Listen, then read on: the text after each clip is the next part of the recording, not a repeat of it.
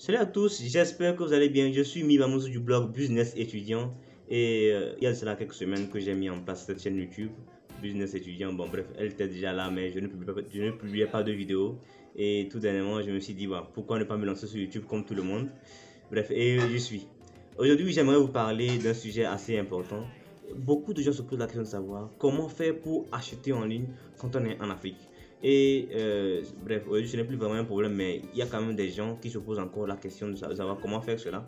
Et aujourd'hui, je suis là pour vous répondre à la question comment acheter en ligne depuis l'Afrique. Bref, avant de passer au vif du sujet, on se retrouve juste après moi je dois dire le filigrane, bref, en fait, juste après la présentation de ma chaîne YouTube.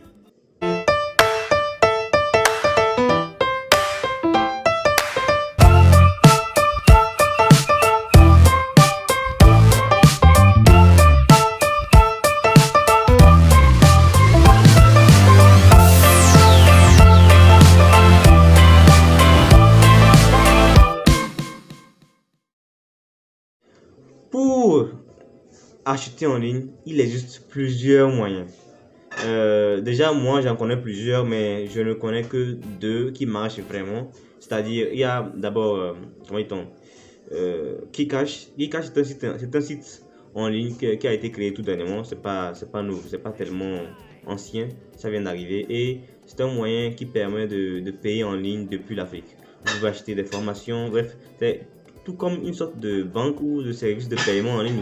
Bon, disons plutôt un service de paiement en ligne qui vous offre la possibilité d'avoir une carte visuelle, c'est-à-dire une carte bancaire, mais qui est plutôt visuelle.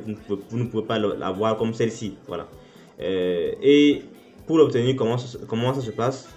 La première étape, c'est de créer un compte chez Kikash. Vous vous rendez sur le site kikash.com. Vous créez votre compte et ensuite il faudra payer 11 000 pour l'obtention de la carte bancaire en question et sur laquelle vous pourrez recharger de l'argent tout facilement en passant par votre compte Mobile Money ou T-Money ou encore Flows Money. Bref, en tout cas ça dit c'est très pratique quoi. Vous n'avez pas besoin d'aller dans une banque pour charger ou comment. Vous passez par votre téléphone, vous chargez votre compte Kikash et de là vous pouvez faire n'importe quel achat dans le monde. Bref, mais il y a un deuxième moyen que moi j'utilise personnellement, c'est la carte bancaire prépayée. Et là, je vous présente la carte bancaire prépayée de Ecobank. Bref, si vous êtes dans la plupart des pays francophones africains, vous connaissez sûrement la banque Ecobank, ou vous avez déjà entendu parler une fois en passant. Bref, là, Ecobank fournit des cartes bancaires prépayées. Je crois que c'est à 5500. La dernière fois que j'avais fait ça, c'était à 5500. Et ensuite, quand vous avez la carte, vous pouvez la recharger autant que vous voulez pour faire des achats en ligne. Mais comme conseil, je vous recommande vraiment que dès le chargement, vous devez utiliser. C'est-à-dire que si vous allez à la banque et que vous chargez votre carte, vous devez forcément l'utiliser directement. Parce que quand vous laissez l'argent sur votre carte bancaire, il se fait que Ecobank prélève des frais et c'est pas du tout intéressant. Imagine, d'abord, pour faire un achat avec votre carte PP, vous devez d'abord faire une sorte de calcul. Je vais acheter un truc à 10 euros. Il faut maintenant estimer 10 euros vont faire combien en francs CFA. Je fais 10 euros fois 656 francs puisque le 1 euro coûte 656 francs CFA. Donc je fais 10 euros fois 656 et je trouve ça fera je crois 6560 francs CFA. Et ensuite maintenant il y aura les frais de chargement qui s'élèvent à 1100 francs. De 0 à 70 000 pour charger la carte bancaire prépayée de Ecobank, vous devez payer 1100 francs, 1100 francs CFA. Voilà. Mais il se fait aussi que au moment de l'achat en ligne, la banque prélève 1,5% de votre achat. C'est-à-dire que si vous payez par exemple 10 000 francs, la banque va prélever 1,5% de commission, voilà, de commission sur cet achat.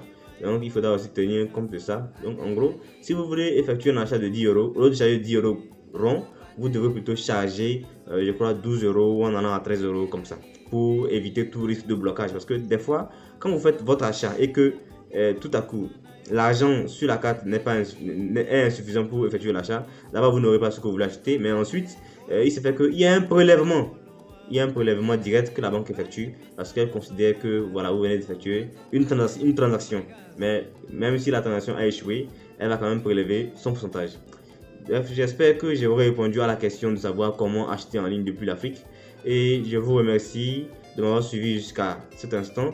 Je vous invite à vous abonner à ma chaîne, à liker, à partager mes vidéos si elles vous intéressent. Et surtout, n'hésitez pas à me laisser un commentaire pour me poser des questions ou me dire ce que vous en pensez de mes vidéos.